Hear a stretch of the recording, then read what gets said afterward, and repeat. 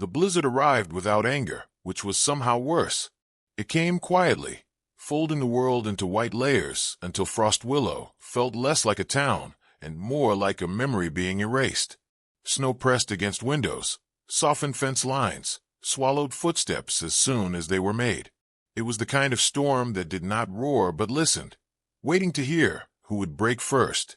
Elias Crow stood on the porch of his weathered house at the edge of town, coat unbuttoned, breath steady. Snow gathered on his shoulders and melted there, as if unsure whether he still counted as warm.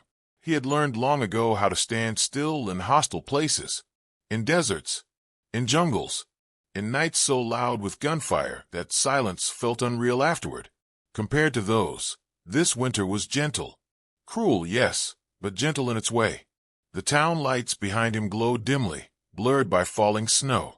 Frost Willow never truly slept, but it watched from a distance now, as if Elias were something best observed rather than approached. People spoke his name softly when they spoke it at all. The man who came back, the one whose wife didn't, the one who never stayed long enough to explain. He turned to go back inside when he heard it. Not a sound exactly, more like a hesitation in the wind, a break in the rhythm of the storm. Then it came again, sharper this time. A low, aching cry, torn thin by cold. Elias froze, every instinct flaring before thought had time to interfere. His hand rested on the doorframe, fingers tightening.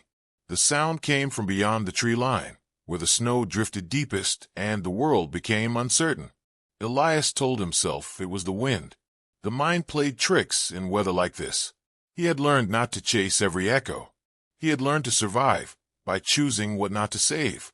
But the sound returned, closer now. Not loud, not demanding, just there. Elias stepped off the porch. Snow bit through his boots as he followed the sound, each step measured, cautious. His breath fogged the air in slow, even bursts.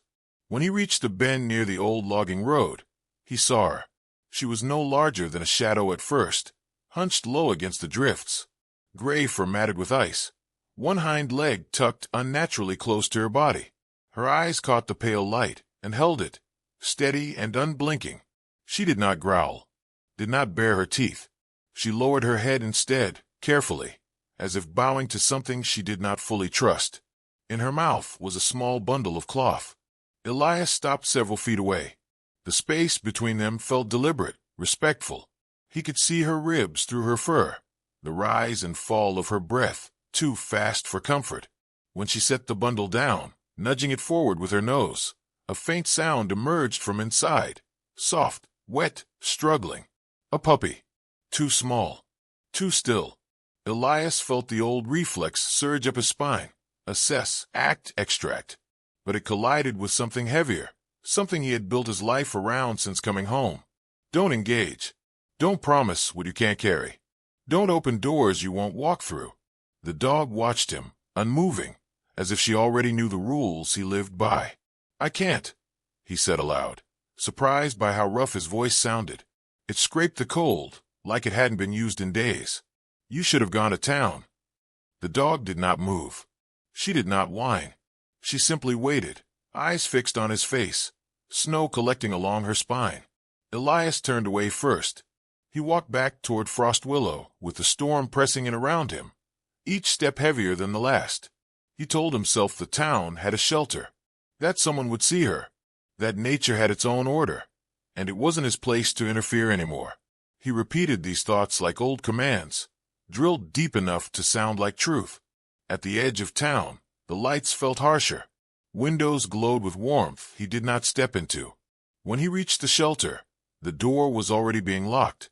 Storm's getting worse, Mrs. Calder said from inside, her voice sharp with finality. She peered at him through the glass, eyes flicking past his shoulder. We can't take in strays tonight. She's hurt, Elias said. He wasn't sure when he decided to speak for the dog. And she's got a pup. Mrs. Calder sighed, the sound heavy with years of choosing caution over kindness. We all have our limits, Elias. The door closed. The lock slid home. He stood there longer than he needed to, long enough for the cold to remind him that standing still was a choice, not a virtue. When he turned back, the town seemed to exhale relieved. The dog was still there when he returned to the logging road, still waiting. Snow had gathered over the cloth bundle, and she was nudging it again and again, panic creeping into her movements now. The puppy made a sound so faint it barely existed. Elias dropped to his knees before he realized he decided anything. Up close, the puppy's chest fluttered erratically beneath his fingers. Cold seeped into his skin, sharp and immediate. He shrugged off his coat without ceremony and wrapped it around the small body, holding it against his own chest. The dog watched him closely, muscles taut, but she did not intervene. "Easy," he murmured, though he didn't know who he was speaking to. The dog, the storm, himself.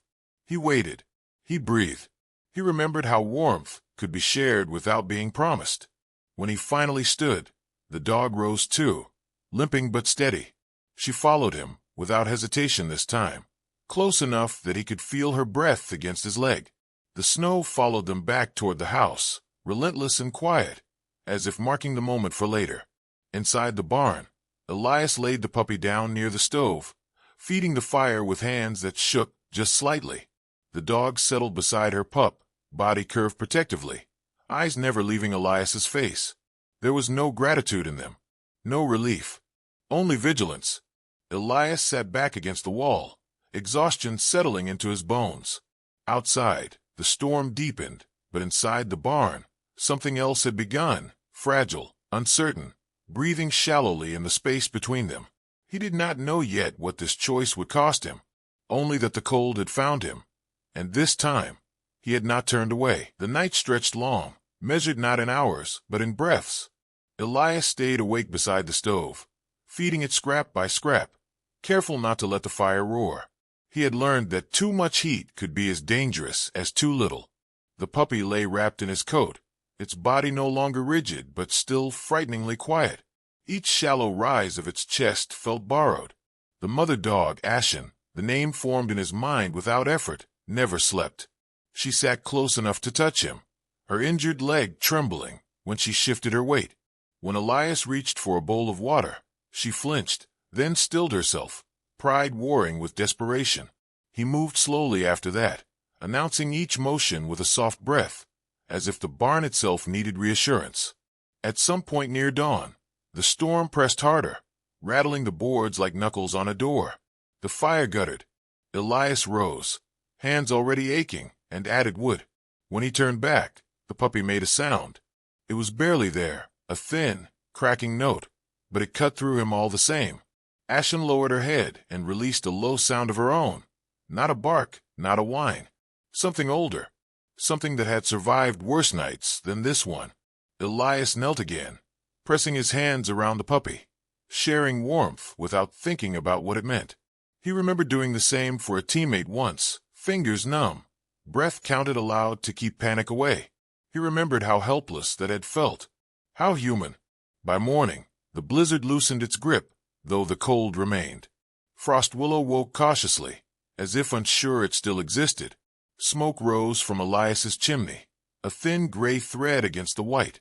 It did not go unnoticed. Mrs. Calder was the first to arrive, standing just inside the barn door with a bundle of supplies clutched to her chest. She didn't apologize. She didn't explain. She simply set the bundle down and nodded once, as if acknowledging a fact that could no longer be ignored.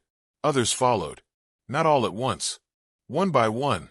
No questions, no praise, just quiet help offered at arm's length. Ashen watched them all, distrustful but no longer alone. The puppy survived the second night, its breathing steadied, its small body warm beneath Elias's coat, which he did not ask back for. When it finally cried out properly, sharp and demanding, the sound cracked something open in him. He pressed his face into his hands, shoulders shaking, and did not hide it. Ashen nudged him then, gentle and deliberate, not asking, acknowledging. Spring did not arrive all at once. It never did. But when the snow thinned and the roads cleared, Elias walked into town with Ashen at his side and the puppy bundled against his chest. People stepped aside, not out of fear but respect. He nodded back, unpracticed but sincere. Some stories end with rescue. This one did not. It ended with staying, with choosing, again and again, to be present. If you've ever felt unseen in the cold, if you've ever waited without knowing whether help would come, remember this. Sometimes survival begins when someone finally stops walking away. And if this whispered tale found a quiet place in you, stay with us, subscribe, and walk these gentle winters together.